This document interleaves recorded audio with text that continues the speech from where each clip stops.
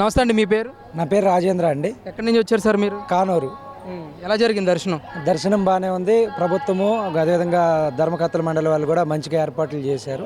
ఎక్కువ సమయం పట్టకుండా, ప్రజలకు ఇబ్బంది లేకుండా, భక్తులకు ఇబ్బంది లేకుండా దర్శన ఏర్పాట్లు జరుగుతాయి. అంటే ఇక్కడ ముఖ్యంగా మంచినీటి సదుపాయం కానీ, ప్రసాద వితరణ కేంద్రాలు కానీ ఎలా ఉన్నాయి? అసలు అధికారులు సత్వరమే స్పందిస్తున్నారా? మంచినీటి వితరణ కేంద్రాలు కానీ, వైద్య శిబిరాలు కానీ అడుగడుగునా ఉన్నాయి. అన్ని రకాల ఏర్పాట్లు ఉన్నాయి. అన్నదాన వితరణకు సంబంధించి కొంచెం క్రౌడ్గా ఉంది. కొంచెం అది కూడా ఇబ్బంది లేకుండా చేస్తే ప్రజలకు ఇబ్బంది లేకుండా ఉంటుంది. అంటే ఎన్ని సంవత్సరాల నుంచి మీరు దసరా ఉత్సవాల టైంలో దర్శనానికి వస్తున్నారు? మేము ప్రతి సంవత్సరం వస్తూనే ఉంటాము. ప్రతి సంవత్సరంతో పోల్చుకుంటే గత ప్రభుత్వం కంటే ఈ ప్రభుత్వం వచ్చిన తర్వాత ఇప్పుడు కొంచెం ఏర్పాట్లు మెరుగుపడ్డాయి. ఇక్కడ ఈ ప్రజలకు ఇబ్బంది లేకుండా ఇక్కడ ఉన్నటువంటి కమిషనర్ గారు, కలెక్టర్ గారు ప్రత్యక్షంగా ఏ రోజుకి ఆ రోజు పర్యవేక్షణ చేస్తూ ఇక్కడ ఉన్నటువంటి ప్రజలకు ఇబ్బంది లేకుండా క్యూఆర్ కోడ్ల ద్వారా కూడా ఎప్పటికప్పటికి మీడియా ద్వారా ప్రజలకు తెలియజేస్తూ క్యూ లైన్లోకి పంపించే ప్రయత్నాలు చేస్తాం. అంటే మీ పిల్లలకి ట్యాగులు కూడా వేశారు ఈ చేతులకి, ఏంటన్నది దీని ఉద్దేశం ఏం చెప్పారు? అంటే పసిపిల్లలు తప్పిపోయేటటువంటి ప్రమాదం ఉంది కాబట్టి వాళ్ళకి క్యూఆర్ కోడ్ల ద్వారా సమాచారం ఇస్తూ ఇబ్బంది లేకుండా కూడా ట్యాగులు ఏర్పాటు చేసి టెక్నాలజీని కూడా ప్రభుత్వం అధికారులు వినియోగించడం జరుగుతుంది.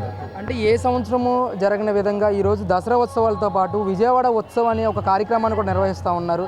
మీరు విజయవాడ ప్రాంతానికి సంబంధించిన వ్యక్తే కదా, ఏంటి ఆ ఉత్సవాలు ఎలా జరుగుతున్నాయి అసలు? దాదాపుగా ఒక 13 సంవత్సరాల తర్వాత విజయవాడ ఉత్సవ పేరుతో మళ్ళీ ఎగ్జిబిషన్ ఇవన్నిటిని కూడా విజయవాడ నగరంలో ప్రారంభించడం జరిగింది. ఈ ప్రారంభించడంలో ప్రధాన పాత్ర పోషించినటువంటి ఎంపీ గారికి కూడా విజయవాడ నగర ప్రజల తరపున మేము ధన్యవాదాలు తెలియజేస్తాము.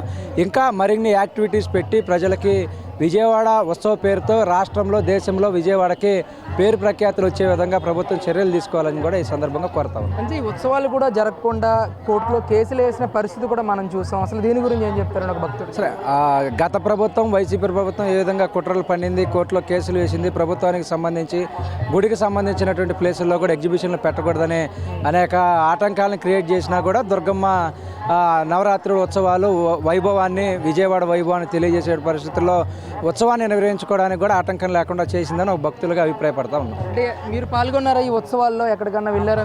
మేము పాల్గొన్నాము. బాగున్నాయి, అన్ని రకాల ఏర్పాట్లు ఉన్నాయి, అంతా కూడా ఉంది. ఇంకా మెరుగైనటువంటి సదుపాయాలు కల్పించడంతో పాటుగా ఇంకా యాక్టివిటీస్ పిల్లలకి అందరికి అందుబాటులో ఉండే విధంగా ఇంకా కొన్ని యాక్టివిటీస్ తీసుకురావడం వల్ల ఎక్కువ మంది ప్రజలకి వెళ్ళేటటువంటి అవకాశం ఉంటుంది. అంటే హెలికాప్టర్ రైడ్ కానీ, అలాగే ఇక్కడ పున్నమి ఘాట్లో ఏర్పాటు చేసే డ్రోన్ షోస్ కానీ ఇవన్నీ ఆకట్టుకుంటున్నాయంటారా ప్రజల్ని? పున్నమి ఘాట్లో ఏర్పాటు చేసినటువంటి డ్రోన్ షోస్ ఇవన్నీ ప్రజలకి ఆహ్లాదకరంగా ఉన్నాయి. అయితే హెలికాప్టర్ రైడ్ అనేటువంటిది ఎక్కువ కాస్ట్ ఉంది అనేటువంటిది ప్రజల నుంచి వస్తున్నటువంటి అభిప్రాయం కాబట్టి ఈసారి పెట్టేటప్పుడు కాస్త రీజనబుల్ రేట్స్లో పెట్టి ప్రజలకు అందుబాటులో ఉంచాలనేటువంటిది మా అభిప్రాయం. అంటే every year one city one celebration అని చెప్పి విజయవాడ ఉత్సవాన్ని నిర్వహించాలని ఎంపీ కేసినేని చిన్ని గారు కానీ, కలెక్టర్ లక్ష్మీశా గారు కానీ మాట్లాడుతూ ఉన్నారు. ఖచ్చితంగా అది ముందుకు తీసుకెళ్తారంటారా? ముందుకు తీసుకెళ్తే ప్రజల్లో, ఈ రాష్ట్రంలో కానీ దేశంలో కానీ విజయవాడకి ఒక మంచి గుర్తింపు వచ్చేటటువంటి అవకాశం ఉంటుంది కాబట్టి ఆ విధంగా చేయాలని కోరుకుంటాం. Thank you. మీ నమస్తే, మీ పేరు? శ్రీనండి, రాజమండ్రి నుంచి వచ్చాను స్వామి. రాజమండ్రి నుంచి అండి. ఏంటి అమ్మవారి దర్శనం చేసుకున్నారా? చేసుకున్నాం స్వామి. ఎలా అనిపిస్తుంది ఇప్పుడు? మా ఏర్పాట్లు కట్ట సూపర్గా ఉన్నాయి స్వామి. భోజనాలు బాగున్నాయి, పరిశుద్ధంగా బాగా క్లీనింగ్ ఎక్కడికక్కడ సూపర్గా ఉంది స్వామి. వాటర్ బాటిల్ మంచి అన్ని బాగా చేస్తున్నారు స్వామి.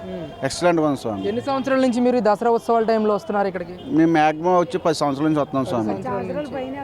అదే స్వామి, ప్రతి సంవత్సరం ఇలా మూల నక్షత్రం రోజులు అయితే మన్నాడుగానే వస్తాం స్వామి. అది స్వామి. అయితే చాలా క్రౌడ్, 2 లక్షల మంది వరకు దర్శనం చేసుకున్నారంటే అందరూ కూడా సుఖ సంతోషాలతో శుభ్రంగా ఉండాలి స్వామి. అంటే విజయవాడ ఉత్సవాలు అని చెప్పి ఇక్కడ విజయవాడలో కూడా కొన్ని ఉత్సవ కార్యక్రమాలు చేస్తున్నారు కదా, పున్నమి ఘాట్లు ఇవన్నీ కూడా ఎలా అనిపిస్తుందండి అసలు ఇలా చేయడం అనేది? బాగా మాకు ఆనందకరం అనిపిస్తుంది స్వామి. ఎలా ఉన్నాయండి ఇక్కడ ముఖ్యంగా డెకరేషన్స్ కానీ, ఏర్పాట్లు కానీ, క్యూ లైన్లో ఉన్న భక్తులకి సదుపాయాలు కల్పించడంలో కానీ ఎలా ఉంది అసలు? అన్నీ బాగున్నాయి స్వామి.